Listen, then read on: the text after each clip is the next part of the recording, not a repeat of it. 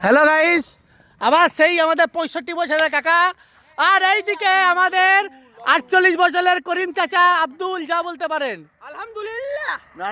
আর এইদিকে এটা 10 বছরের ছানা, আর এইদিকে 32 বছরের ছানা। এই দেখো দুই পাগলা ভালো করে খেলি যাচ্ছে। এই যে শুভ ছাড়বেনি, সব রাইড হয়ে যাবে।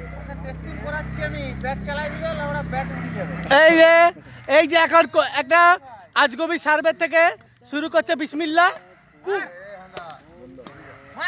বুম। এই যে এটা শুধু মারাই কাজ, আর কোনো কাজ নেই এখানে।